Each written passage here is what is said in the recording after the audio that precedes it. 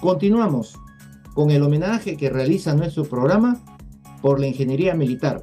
Como es de conocimiento público, el 24 de abril es el día de nuestra ingeniería. Y esta noche queremos presentarles un informe para lo cual hemos convocado a un señor oficial general de aquella época. Estamos hablando del año 1965, 1966 y 67, cuando en esa oportunidad recién se construía la carretera de penetración de la selva. Entonces hemos querido que él nos cuente sus experiencias para que vea el país las bondades y virtudes y cualidades que tienen los ingenieros militares, porque ellos son los protagonistas en que hoy el Perú tenga carreteras viables de penetración para poder llevar sus productos y poder favorecer a la economía del país. Y eso es gracias a los ingenieros militares. Veamos este informe. Como lo hemos venido informando, estamos en el mes de la ingeniería militar, dentro del marco del homenaje que realiza nuestro programa a tan importante arma de nuestro ejército. Y en esta oportunidad hemos ubicado a un oficial en situación militar de retiro como un referente que representa al arma de ingeniería, como una forma de buscar en él el legado que las nuevas generaciones necesitan para saber aplicar la tecnología de lo obvio. ¿Cuál es la tecnología de lo obvio? Imitar, igualar y superar. Para lo cual vamos a dar la bienvenida al general en situación militar de retiro, Pedro Ignacio Darrigo Hernández. Mi general, buenas noches, bienvenido al programa. ¿Cómo está usted? Bien, muchas gracias y agradeciendo tu invitación para poder dirigirme a todos los soldados del ejército, particularmente a los soldados de ingeniería.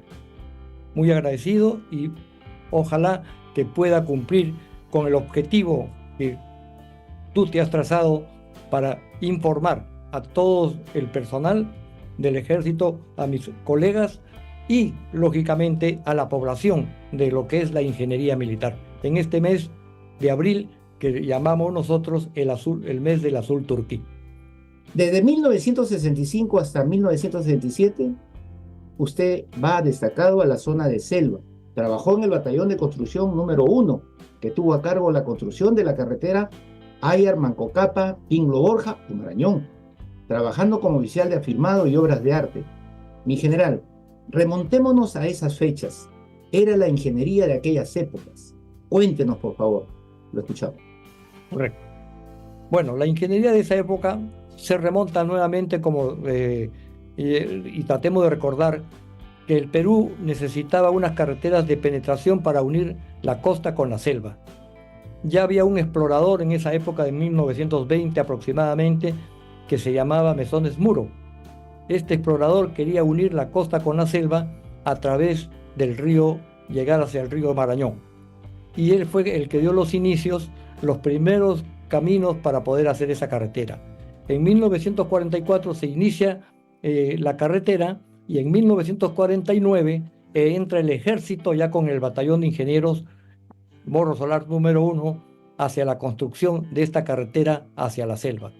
Era una carretera de trocha y tenían que hacer los ensanches y llegamos hasta aproximadamente a Corral Quemado, donde actualmente hay un nuevo puente en Corral Quemado después de Chanmaya, Corral Quemado, para llegar hacia Bagua, donde estaba posicionado ya el agrupamiento de ingeniería Marañón, ¿no? Que tenía dos batallones, el batallón número 1 Morro Solar, que se iba hacia Pinglo, y el otro, el batallón número 6 o número 7, que se iba hacia Chachapoya, Rioja, etcétera, en Cumbía, Pedro Ruiz, en el departamento de Amazonas. Ahí se inicia, digamos, mi carrera en ese gran batallón, uno de los batallones emblemáticos de carreteras. Hasta esa época, nosotros cuando salíamos de la escuela, nos cambiaban a los batallones de combate. Y después de estar un año en los batallones de combate, recién podíamos ir hacia los batallones de construcción. Sin embargo, dado la importancia y la época en ese entonces, fue que nos cambiaron a la mayoría de mi promoción a la zona del Marañón. yo tuve la suerte de irme hacia batallón número 1 y otra parte de mi promoción hacia el batallón número 6 y el 7 que fue pues, posteriormente. Entonces yo llegué en la, en el, eh, llegué al batallón que estaba acantonado en el campamento Subteniente Montenegro, en el campamento Subteniente Montenegro. Pero estaba, el batallón era el puesto de comando en el año 65 y el año 66 y parte del 67. El batallón y nuestros primeros jefes fue el comandante en esa época, Urrutia Dapueto y Tomás Beas Pizá. Después fueron generales y ya están ahorita a la diestra del señor. Entonces llegué allí a mi batallón Morro Solar para después ser destacado hacia los campamentos adelantados. Ok, mi general. Quisiéramos saber que, por favor, esto es una primicia. Eso es una primicia porque en realidad, ¿cuántos años hace, mi general? 1965, mire cuántos años han pasado. ¿Cómo eran sus unidades de ingeniería? ¿Cómo era el equipo mecánico? ¿Es como el que tenemos ahora o era otra época? Cuéntenos, ¿cómo era? Las vicisitudes que habían. Claro. Bueno, visto los equipos de hoy en día con respecto a esos equipos en el año 65, donde yo estuve, pues hay una gran diferencia, una tecnología completamente diferente, ¿no? Nuestros equipos, los tractores, los cargadores frontales, los volquetes, son los mismos más o menos los de hoy, pero lógicamente en esa época era el mecanismo que tenían, eran unos mecanismos mecánicos que había que estar con buenos operadores también, en esa época buenos operadores militares y parte operadores civiles. Teníamos los famosos, el D4, el D5, tractores D6, D7, D8. Yo creo que ahora un tractor D8, D7, hay D14 creo, y bueno, eso suple pues a todos los tractores que había en esa época. Las retroexcavadoras para poder cargar los volquetes eran en esa época mecánicos, con compresoras de aire, etcétera. Ahora hay camiones mecánicos y de gran capacidad para transportar todo el material. O sea, hay una gran diferencia, una gran diferencia. Y la monotonía que tenía nuestro equipo era el famoso equipo Caterpillar. Ahora ya hay muchas marcas más. Hay la Komatsu, la misma Caterpillar, etcétera, etcétera, que tienen pues unas potencias tremendamente grandes desde que yo era subteniente a cuando yo fui comandante de batallón en Puno también. Entonces, y ahí vi también la diferencia. No, Entonces, el equipo era, digamos, era el más antiguo y el que se utilizaba, pero que rendía de acuerdo pues a las exigencias del momento. no, y aparte que sería bueno, mi general, que nos cuente también cómo era el terreno, ¿no? El terreno no era como el de ahora, pues el terreno ya ahora está firmado, va el equipo de maquinaria a hacer descolmatación a los ríos, pero en esa época había que romper, penetrar cerros, volar. Cuéntenos esa parte, mi general, por favor. Claro, el terreno en la selva es sumamente arcillosa y con las lluvias, bueno, era bien difícil trabajar ese terreno de arcilla con las lluvias que llegaban casi todos los días a la zona. Era bien difícil el trabajo, pero teníamos también cortes en roca, por ejemplo, el pongo de Rentema, que tuvimos que ensancharlo y quien os habla tuvo el ensanche del pongo de Rentema que estaba por milagro. Tuvimos que ensanchar, pero eso ya era roca y eran con explosivos y con taladros manuales. Ay, ay, ay. Y los explosivos de esa época eran diferentes como ahora. Ahora tenemos pues, taladros a aire, mecánicos, etcétera, etcétera, y los explosivos son tan inteligentes hoy día que ya no necesitábamos más. Entonces el terreno era bien difícil, que teníamos que nosotros contratar a los aguarunas primero para que despejen toda la parte de árboles y de pasto y de gras y de hierbas para que después puedan entrar los tractores y hacer las famosas trochas, ¿no? Entonces teníamos un gran equipo de aguarunas que iban rozando y trozando toda la parte de adelante y eran pues como 100, 200 aguarunas que manejaban el machete Nosotros tenemos los soldados de tropa que eran de la costa, que no manejaban el machete, pero sin embargo hacían otro tipo de labor. Esa era la parte, y nos encontrábamos pues con bastante la inclemencia del clima, las lluvias, cuando los ríos crecían, entraban a la carretera y la arcilla y se volvía pues fangoso. Traer el material para el afirmado había que traer de canteras muy lejos. Lejano, Pero correcto. ahí nos íbamos adecuando y avanzando, porque el soldado cumple la misión y sigue avanzando y seguimos avanzando. Por eso cuando yo llegué a Montenegro, me pasaron a un campamento adelantado en Xuxunga, por la quebrada Durán, que va hacia Pinglo. Y de ahí comenzamos a trabajar de Xuxunga hacia un campamento que se llama Chiriaco, para encontrarnos con el río Chiriaco, donde había una balsa, donde pasábamos los volquetes, los tractores, los pasábamos al otro lado. Ahora existe un puente que se llama Venezuela, que justo se comenzó a construir cuando yo estaba en el campamento de Chiriaco. Y la familia se quedaba pues en el campamento central. Había una vía de oficiales, suboficiales, había casino, comedor, el cuartel propiamente dicho, su clínica, y gozábamos de algunas comodidades. Ese campamento fue muy emblemático con respecto a otros campamentos, claro, ahora ya mejor dotados, pero en esa época era lo mejor que teníamos en la ingeniería. Los casados vivían en la villa con sus hijos, etcétera, etcétera, y no se podía salir solamente a Bagua, que estaba a 3, 4 horas Bagua, y a Chiclayo era como salir a 18, 20 horas. Entonces, todo vivíamos en familia en el campamento central de Montenegro. Nos ha contado usted más o menos todo el periplo de lo que representa las unidades de ingeniería, todo lo que hacen, todo lo que realizan, pero cuéntenos su familia, porque su familia es testigo in situ de todo el sacrificio que usted ha dado por la patria al estar en estos campamentos militares, construyendo carreteras, ayudando al progreso del país. Su familia, mi general, por favor, quisiéramos saber. Claro, en lo que respecta a la parte familiar, siempre la esposa del soldado, del oficial, del militar, lo acompaña a uno. En esas épocas nos acompañaban mis hijos, muy chicos. Yo me acuerdo ya casado en Satipo, me fui a Puno, a Mazocruz, 4.600 metros de altura. Ahí estaba mi señora y mis hijos. Claro, ellos están en el colegio en Puno, pero yo estaba en Mazocruz. Entonces, todos los oficiales de ingeniería y de otras armas también, cuando van a sus campamentos, los infantes van a Pijuayal, van a Pinglo, etcétera, etcétera, pasan lo mismo, ¿no? Entonces, la compañera de nosotros, nuestra esposa y nuestros hijos, ¿no?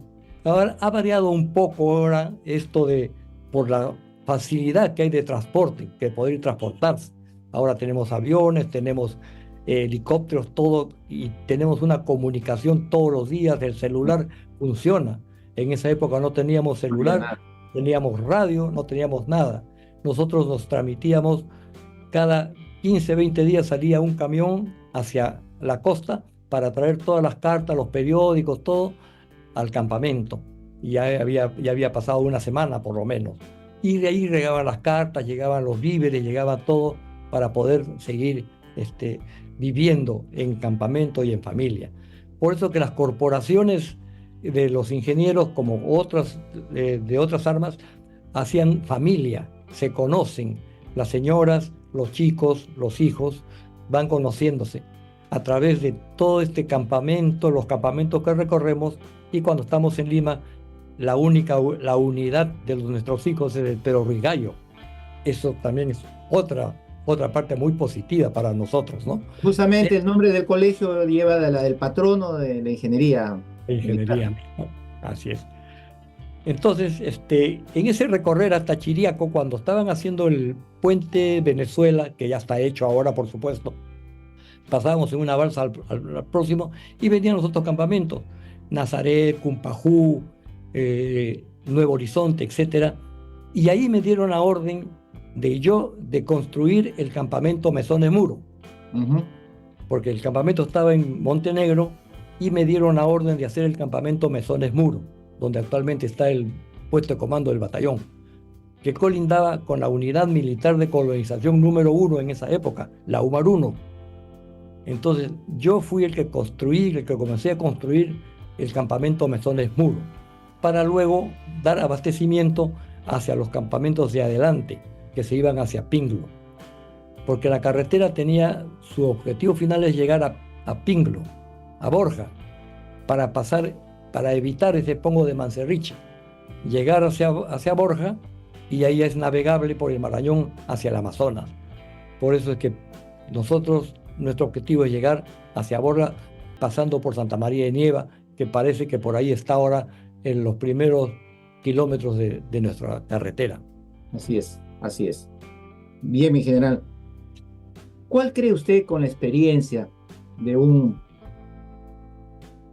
oficial que ha bregado mucho y ha engrandecido también al arma de ingeniería, por todo lo que nos cuenta, qué es el rol que cumple la ingeniería en el progreso y desarrollo del país? O sea, el rol que cumplió, que cumple y que seguramente seguirá cumpliendo la ingeniería militar. Y además también si nos podría dar algunas conclusiones y una reflexión de esto de la ingeniería militar. Correcto. El principal problema de nuestro país son las comunicaciones. Las comunicaciones con respecto a vías de comunicación.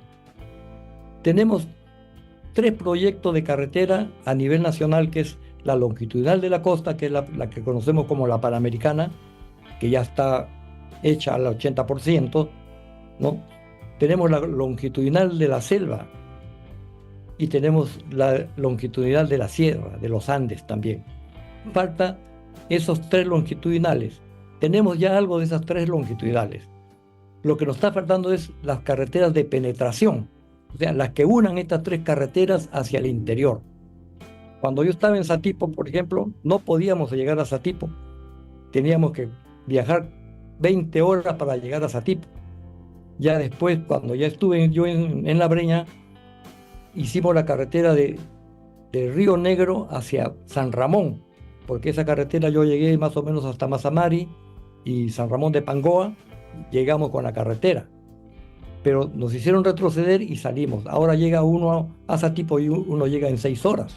Correcto. Antes teníamos que ir en avioneta, etcétera, etcétera, etcétera. Entonces las comunicaciones en el Perú son lo más importante que hay, y unidas con carretera, con ferrocarriles. Entonces el ejército tiene una gran responsabilidad en sus carreteras.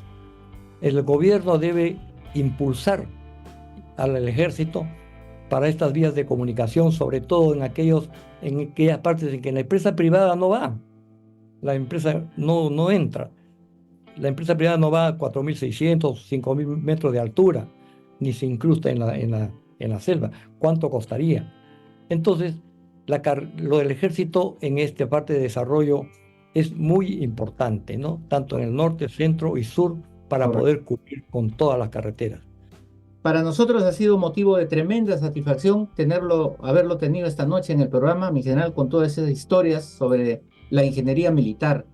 Son anécdotas y vivencias que seguramente van a servir a los jóvenes, mi general.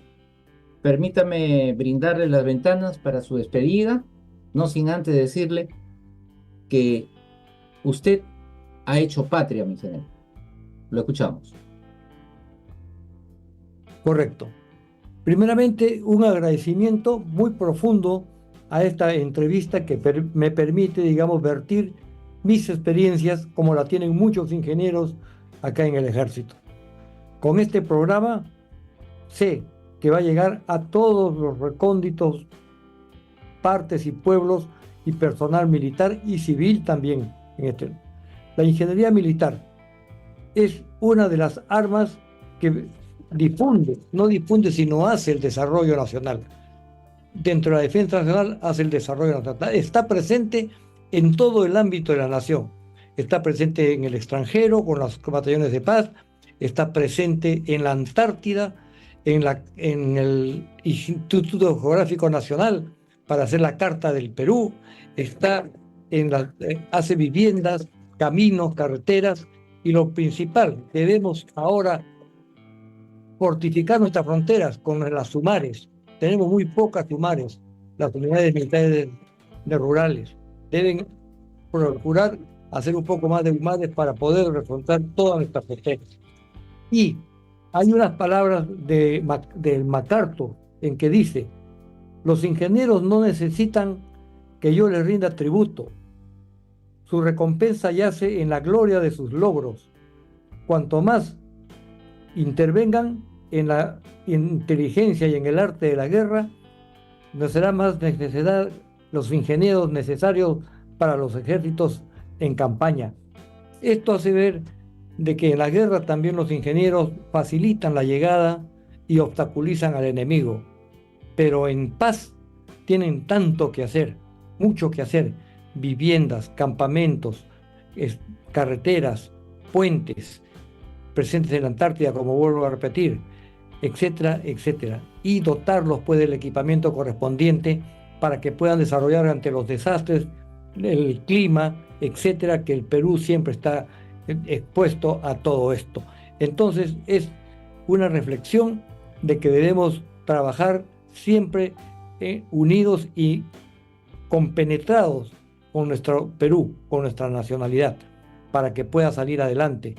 Las comunicaciones, las carreteras, los ferrocarriles, los puentes, la trocha, conforme reza nuestro himno de ingeniería. Un saludo a todos los ingenieros en este mes de abril, el mes de abril Azul Turquí. La Asociación de Ingenieros Militares General de José del Carmen Marín también ya se está preparando para realizar todos los eventos en nuestra Escuela de Ingeniería, el Ejército en sí, por este Día del Arma, como lo hace con todas las armas y todos los servicios en cada año de su aniversario. Muy agradecido a usted, a su programa, y espero que haya resultado de conocimiento para algunos oficiales nuevos de las vivencias que pasaron. Ya los nuevos recogen esa experiencia y con todo el adelanto tecnológico puedan hacer de la ingeniería más potente, más profunda, al servicio de la comunidad y de la población y de nuestro Perú. Muchas gracias. Gracias a usted. Gracias a usted. Tenga usted en consideración que los ingenieros de la actualidad, con la tecnología, ya esos tractores y esas maquinarias van a volar, porque así está la tecnología ahora, no era como en su época, que era un poco difícil. Así que, mi general, reiteramos el saludo y feliz día de la ingeniería este 24 de abril. Muchas gracias. Gracias a usted.